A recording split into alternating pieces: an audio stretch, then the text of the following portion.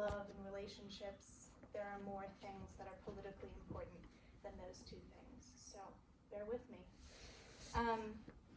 I want to start by making three kind of political observations. The first comes from the German Jewish philosopher Walter Benjamin. He argues that in modernity, there's a certain decline of experience or thinning of experience. So emotionality and sensitivity are perhaps less poignant because we have become numb to those things. There's a certain numbness in modernity. And if you think about industrialization, urbanization, cities, warfare, and industrialized warfare, all of these create a relentless sensory overload, and we become numb through that. My second observation is that our world and the prevailing ideologies of our times are wrapped into stories about the necessities of markets, of production, stories of high returns. I read a number of books this semester from the Contesting Early Childhood series, and one of the authors, Bronwyn Davies, says, quote, "We live today in a world under threat from a regime of neoliberalism, with its totalizing story of the necessity of competition, calculation, and individual choice, enacted by a prescribed subject, Homo economist. Our needs and our wants, the desires we have, the goods and services around us have become commodified, and many of the aspects of our lives become centered upon the notion of productivity." Another way we could talk about this is through the words of the political philosopher Marcuse. In his conceptualization of modernity or the world order or whatever you want to call it, there is a totality that's been created. And in this totality, everything is permissible. So very few things are radical or emancipatory to experience anymore.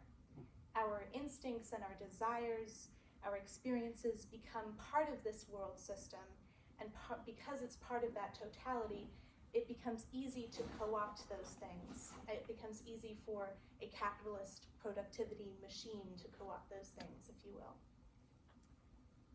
My third observation is that this relentless sensory overload and these patterns of commodification aren't just about productivity and numbness, they're about power and control and subjugation. By attaching market value to some of our most basic tendencies and needs, we allow this world order or this neoliberalism or these forces of capitalism to control us. We become numb in modernity, as Benjamin says, and therefore numb to the ways we are exploited and the alternatives we may be able to experience. Paulo Freire, the Brazilian educator and philosopher, talks about how the power of markets or competition, power itself, is reified by creating hierarchies in education. We do this by participating in banking models of education, where knowledge is power and capital, and where the inherent knowledge of children or those without power or those who exist in marginalized spaces is ignored, because recognizing those would be acknowledging the invalidity of the hierarchy itself.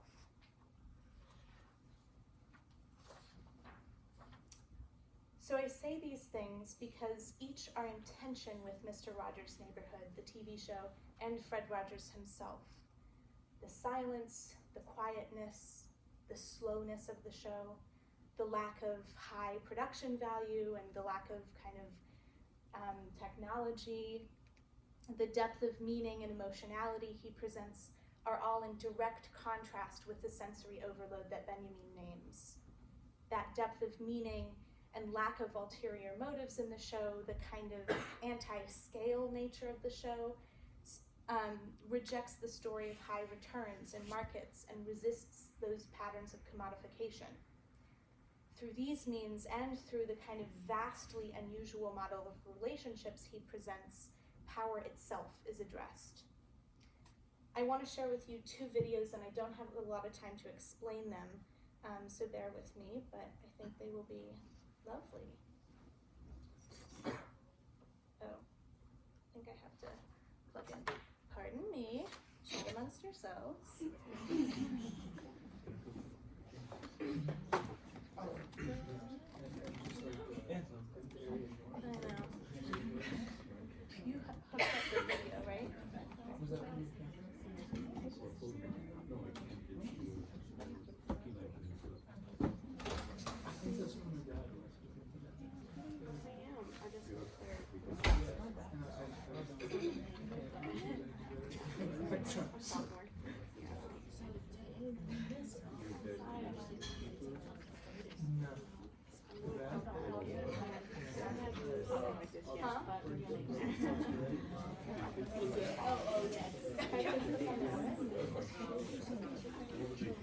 some carrots.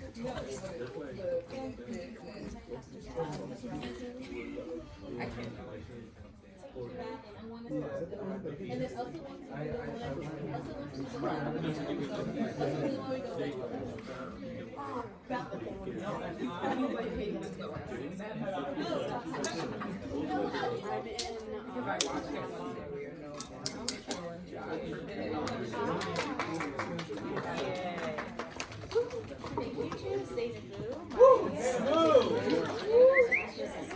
Okay, cross our fingers for sound here. And no sound. Wait, you gotta go back there. I will go back there. Wow, you guys are so incredibly patient.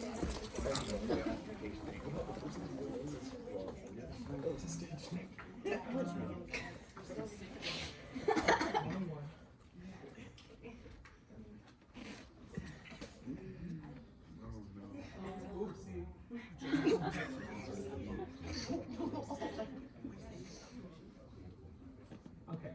Try it now. But that's a lot of silicone on here. Did you turn the volume on? Okay. I don't. Okay, I'll start from the beginning. Wow, thank you for your patience. I hope this isn't added to my presentation time. Okay. Who's made a difference in your life? Oh, a lot of people. But a lot of people who have allowed me to have some silence. And I don't think we give that gift very much anymore. I'm very concerned that our society is much more interested in information than wonder, in noise rather than silence. How do we do that? I mean, in our business, yours and mine, how do we encourage reflection? I trust that this book will do some of that, but oh my, this is a noisy world.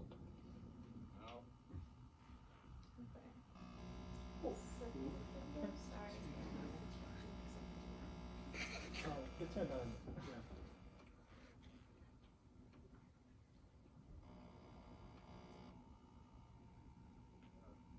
Who are so sick or so angry that they sometimes hurt other people, and they're usually the ones who end up in the news. Remember hearing about John Lennon being shot in New York, and President Reagan and his friends in Washington, and the Pope in Rome, and the young people being murdered in Atlanta and other places? Well, the people who are doing these terrible things are making a lot of other people sad and angry. But when we get sad and angry, you and I, we know what to do with our feelings, so we don't have to hurt other people. The other day, I talked with some school children about some of these things, and I'd like you to hear what they have to say. And when I heard about when that one man got shot in the head, I ran upstairs in my bed and started praying for him, that he stay alive. That was certainly frightening, wasn't it? But how do you think anybody gets to be a murderer? Maybe they're lonely. Lonely? Or something. And why do you suppose that they would kill somebody if they were lonely? Because they had no one to talk to. Or they're somebody murdered somebody in their family. Oh, you think they might have murdered somebody in their family? And so they're just trying to give everybody, pay everybody back for it. When I was Okay. Oh no. Okay. Now I know what to do, and I don't know how to get it back to the other screen. Let's see. Yeah. Minimize it, you think? Yeah. You got it. Yes. Oh, oh. No. Is it on your screen? PowerPoint on your screen? Where is my phone? There. Oh, What is that? What's that? there, it's on my screen now. Now I'm drag gonna Oh, no, go drag over it over. Wow, what would I do with you all?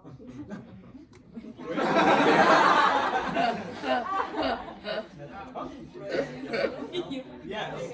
Yeah. No, pick it up.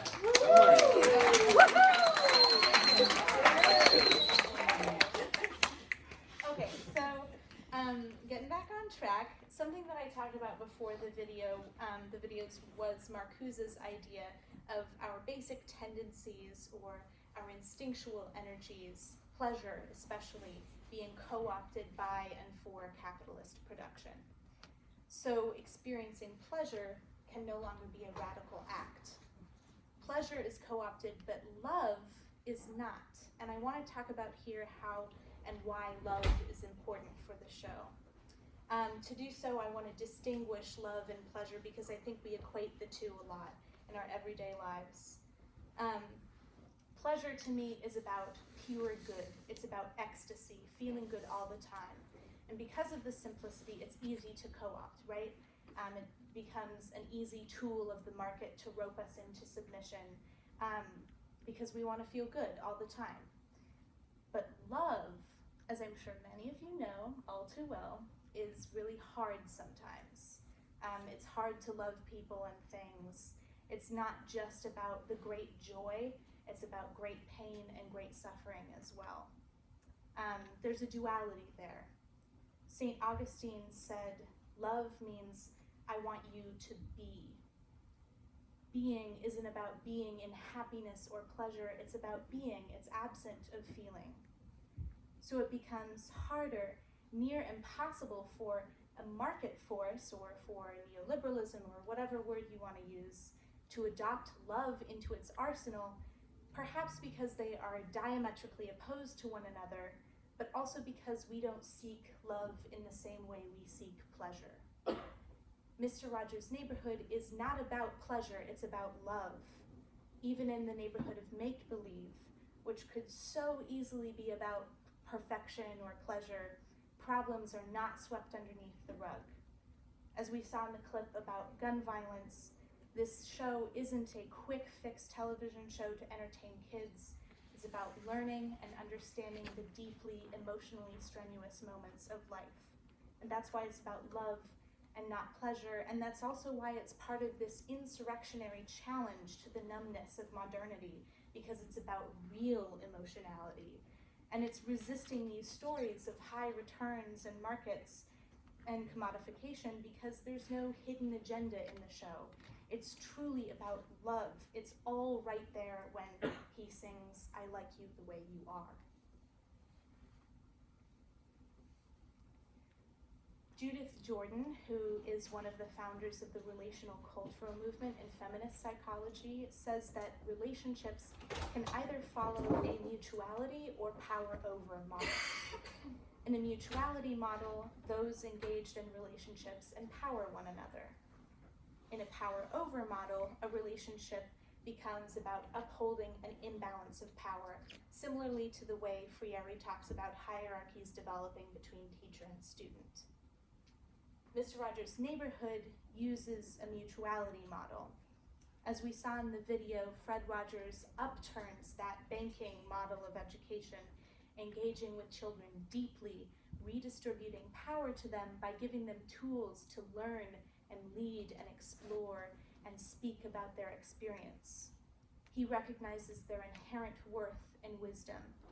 He's engaging in mutually empowering relationships because we often see him learning alongside his audience. This is a massively contrarian and radical political practice because, as the peace theorist Jean-Paul Lederach argues, relationships are a key part of instigating and creating change and lasting peace. Relationships are piecework. While they occur on a small scale, critical connections here are more important than critical mass. And Mr. Rogers' Neighborhood is always about the critical connections. As Judith Jordan says about these counter-narrative models of relationships, The practice of them is not light or warm or fun work, it's hard work. It relates to that conversation about love. And it's also politically meaningful work because it challenges dominant narratives about control and power and builds lasting peace from the bottom up.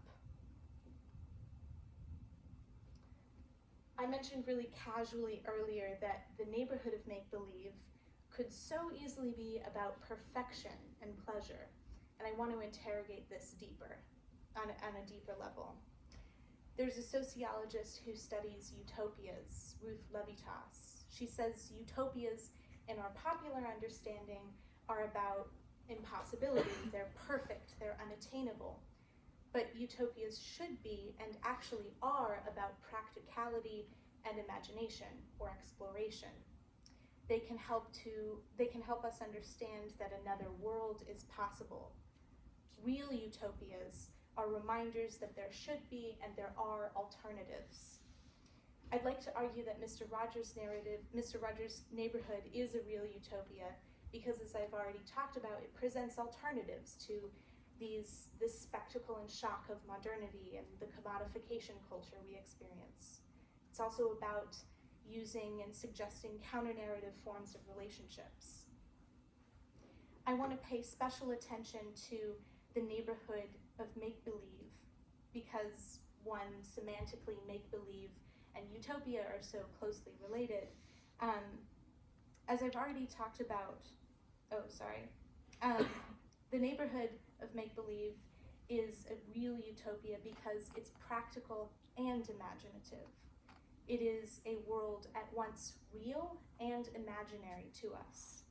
Our own problems are represented directly in the show. Of course, the neighborhood is about our reality when Prince Tuesday runs away from home because he's afraid he's the reason his parents are going to get a divorce. Of course, it's about our reality when Daniel Tiger asks, what is assassinate, the week John F. Kennedy was killed. The neighborhood is a utopia because it holds within it the dual nature of love as suffering and goodness. Just as love is at once both of these things, utopias are meant to be practical and imaginative. The neighborhood is emancipatory because it is about our world as well as another. So for me, this raises the question, if the neighborhood of make-believe is about real problems and problems in general, is the neighborhood even supposed to be make-believe?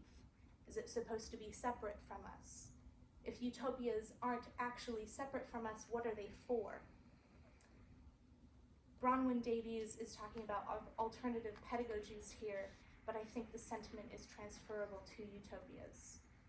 Utopias show so vividly that there are alternatives, and worse, that these alternatives have the power to affect, enthuse, inspire, because they offer the prospect that we can, in Deleuze's words, believe in the world again.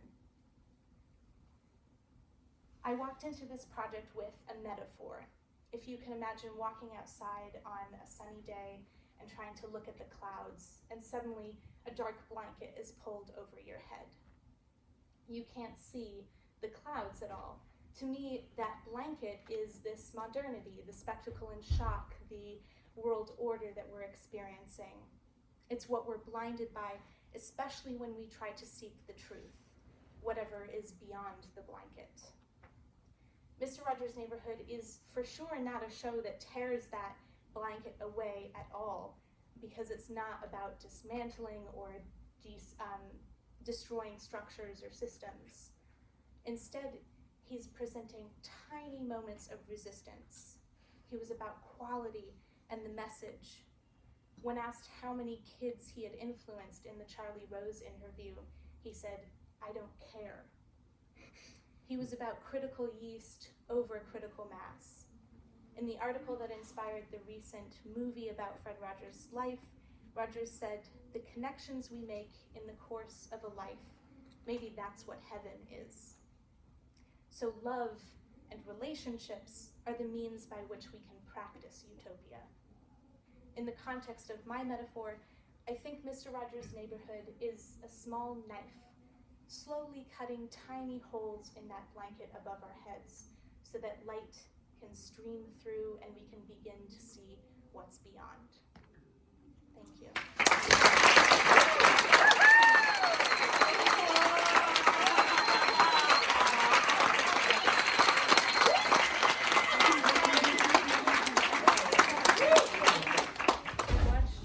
I watched about like 4, 5, or 6 or somewhere in there. I watched a lot of clips, and the documentary that's a couple years old is like one of my favorite things ever, so I watched that. I don't know, do you sort of see a successor to Mr. Rogers, or is there some other medium or art currently being made that's sort of filling that void? That's a really good question, Langston. I don't know if I see a successor to Mr. Rogers. I don't know if I would be able to come up with one on this short notice, but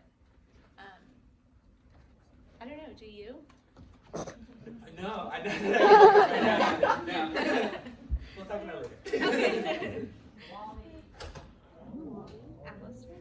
I was wondering, did you come across any opposing views to that theorist that you showed who said that we are entering more noise in the contemporary world? Benjamin? Yeah. I haven't studied Benjamin a lot, so I wouldn't know. Maybe some of the philosophy majors in the room would know. But, I don't. yeah, I don't know. Okay. So, Because I personally think that that is something that should come under some scrutiny, that idea, because I think that's a unnecessary weight that our current generation carries around, that previous generations had it better. They didn't have as much noise. They knew what love and wisdom was better than we did. And I don't think that's true. So I think that's something that should be scrutinized. Yeah. Cameron? I have a question I'm going to ask you in like 40 minutes after my presentation, which hopefully you're here for. I'm going to ask you in 40 minutes if you think Mr. Rogers was a teacher of humanity. Okay. And then I'll you think get to about tell that. me that. Okay. I like the reflection period. I appreciate that. Yeah. Maybe one more. Emma? Why Mr. Rogers?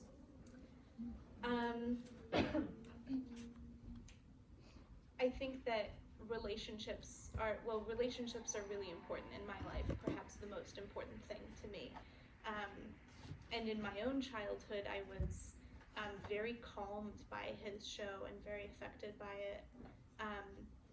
And so much of my work in CVL and what I've learned in peace studies is about redistributing power and understanding those like sources of alternative power, and children to me are like one of the biggest ways where that is so present. It's like crazy to be with a kid and realize how much they are there was a Wordsworth poem that I was going to quote at one point in the presentation. The shades of the prison walls, or the shades of the prison door close on the growing boy. And I think that's like really maybe the key to understanding ourselves and the more healthy futures we could have. So, yeah. Thank you. Thank you.